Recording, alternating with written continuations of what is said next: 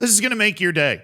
You're going to watch this and you're going to be like, damn, I'm happy for that guy. I feel like the world needs more videos like that, and I am nothing but a massive machine of social change. I'm just kidding. I have no idea what I'm doing here, but I did think this was interesting. Some guy named Shinsuke Ando. He is a goalkeeper in the Japanese league, but he is no longer just some guy because he played in the Asian Champions League with Kawasaki Frontale, who are a very good team in the Japanese league. They've won, I believe it's 4 league titles in the past 10 years, something like that. But, you know, one of the best competitive teams in the league. They're in the Asian Champions League, and this guy, Shinsuke Ando, played in goal for them against Central Coast Mariners in the Asian Champions League. They'd already guaranteed qualification, you know, so you're able to just spin him out on the field and just let it happen. It was his first match in 9 years. Yeah. Dude didn't have any sort of terminal illness that magically went away. He did not have any catastrophic injury. He did not have anything. This guy is one of the backup goalkeepers at Kawasaki Frontale, and he had not played a match in 9 years. We call this the Carson in honor of Manchester City's third-string goalkeeper, right? But even he plays more often and more recently than Shinsuke Ando. So how does this happen? Huge shout out to MSN, by the way, for writing this news article about Shinsuke Ando. That is how I ended up finding out about this. Absolutely insane story. This guy's 34 years old, has not played in 9 years, and finally got to play a match. This is the smiling picture of him, I believe, talking after the game. This is him on the field holding a ball. I am going to get you the only sad part of the story. He didn't get to make a save. They won 2-0. But Central Coast Mariners did not have a shot on goal, so there was no official save for Shinsuke Ando. He's going to have to wait a little longer for that, but he did keep a clean sheet. Now, Kawasaki Frontale was pretty dominant in the match overall against the Australian side, so how responsible was he for the clean sheet? Incredibly responsible. How dare you? But how does this happen? Well, a lot of perseverance, and I would say probably a lot of bad luck as well. But Shinsuke Ando had a very promising start to his career. You know me, I had to actually look into this stuff. He was on the Japanese U23 national team, on which he made 10 appearances, which, by the way, in his entire career at Kawasaki Frontale, he's made 5 appearances. So that's very notable that he played 10 times for the Japanese U23s. He actually went to the 2012 Summer Olympics. The 2012 Summer Olympics. This guy was there in London. He was the backup goalkeeper on the Japanese team. He did not play, which that was a bit of a precursor to the rest of his career, right? He did not play, but the team finished 4th, right? This guy was at the Olympics feeling like he was going to have this very bright footballing future. He was 22 years old. He was at Kawasaki Frontale. And right after that, he went on loan at Shonan Bellmare. This was the only time he left Kawasaki Frontale in his senior career, and he made 10 appearances at Shonan Bellmare. But after 2013, he came back to Kawasaki Frontale, okay? And he didn't play. He didn't play in anything except for this. One match in the Japanese League Cup in 2016. That is the only match he played after the loan at Shonan Bellmare in 2013. In the past 12 years, Shinsuke Ando had played 1 match in the Japanese League Cup. But the good news is, because of this article from MSN, we get to hear from the man himself.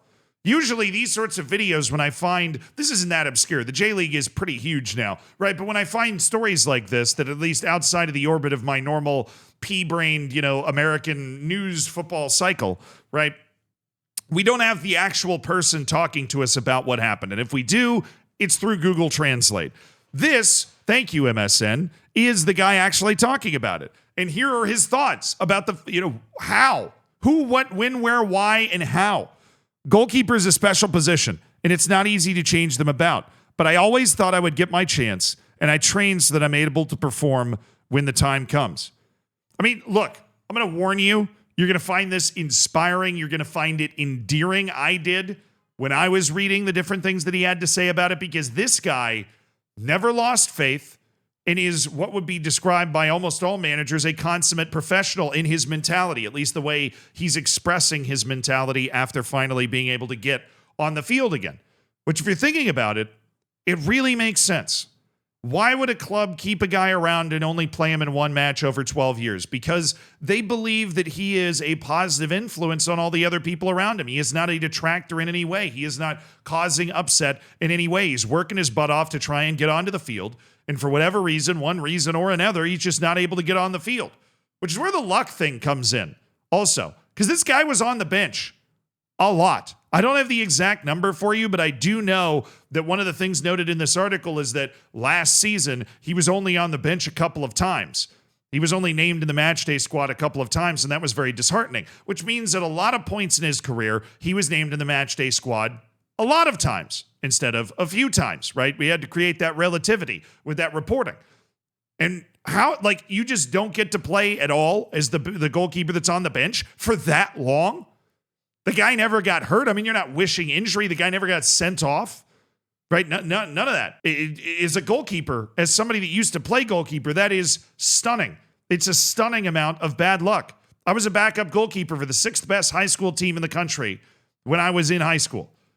In the first year I was there, the starting goalkeeper got a red card and got sent off, and I came into play, and he ended up getting a suspension from the league, and I was able to play like a whole freaking month and a half. And then in the second season, he got hurt for a little bit, and I got to play again. I've lived this guy's life. I just got to play. Right? But this guy somehow being on the bench for all this stretch of time, injuries in training, stubbing your toe in the shower, this guy never was able to actually get on the field. But he kept that mentality. He said, and this is unbelievable, I've never really lost confidence, and I've never lost heart. Of course, there is frustration, but my motivation has never dropped. And of course, the big question, why not leave? He's renewed his contract multiple times in this stretch of 12 years where he has played in exactly one match. Well, Ando says moving to another club crossed his mind earlier in his career, but decided that playing for Kawasaki was the most important thing. He also said, if I were moved to a different club, I think my passion would drop. Playing football for this guy, being a goalkeeper for this guy, was playing for Kawasaki Frontale. Now, I'm sure there was also an ice contract in it for him. Right, the club clearly liked keeping this guy around. He came up through their youth academy. He's Kawasaki Frontale through and through. And it makes even more sense why they wanted to keep him around when he talks about the way that he approaches training and stuff. If you have 4 goalkeepers at your club and they're all competing well in training, they all improve and it's good for the team. That's what he said, right? That's how he looked at all of this stuff. That sounds like what that sounds like what a director of the club, what a coach would be talking about. You know, not an actual player that says, look, we got 4 goalkeepers on the senior roster, and we're all out there competing as hard as we can to play. Everyone has to be confident. Give everything in training and prepare for games together. And then you find out who's playing, who's on the bench, and who's in the stands. If you slack off, that all falls apart. Honestly, the more I read this guy talk about the entire situation, the happier I am for him that he was able to actually get on the field for one match. I'm sorry that he wasn't able to get a save, but I think Kawasaki Frontale actually have one more match coming up in the Asian Champions League. They guaranteed qualification very, very easily. No, they don't. Okay. They do not have one more match. They have the Asian Champions League playoff against Shanghai Shenhua, but I don't think my boy is going to be able to play in that. But he talked about his renewed hunger, right? I want to play again. It just makes my hunger grow. He's now 34 years old, right? He's just played his first competitive match in 12 years. And that's got to be...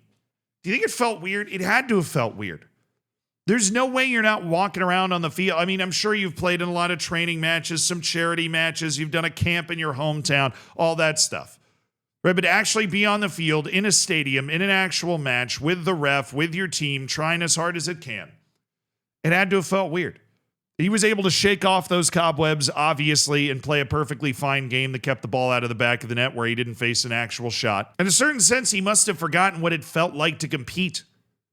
Right? The actual driving force behind the whole thing. He's been competing and training so long that he didn't actually get the experience of being able to go on the field and compete. He said he's been training like 12 years right, to be selected as that number one goalkeeper. I can't even imagine the feeling that washed over him when it was actually announced that he would be the guy starting in a Champions League match, no less. Now, obviously, that's a situation where you're guaranteed through, but Kawasaki Frontale has probably been guaranteed through in various competitions for a while, and this guy was still never selected. But at 34, Shinsuke Ando's taking a run at the number one goalkeeping position for Kawasaki Frontale. And honestly, I don't know who their goalkeeper is. I don't know what the goalkeeping room looks like. He might be the fourth goalkeeper. I can tell you this. I hope he gets named the starter for the rest of the year. At least play him until he gives up a goal. He kept a clean sheet. We can make a deal here. Maybe the most endearing part is that he did tweet a copy of the story itself, and I translated, and it just says, please read it. So very happy to be somebody that, is a story of perseverance and professionalism. A guy that deserves to be a story of perseverance and professionalism and loving his club. Kawasaki Frontale lifer. And he finally got rewarded for it. Play my man again.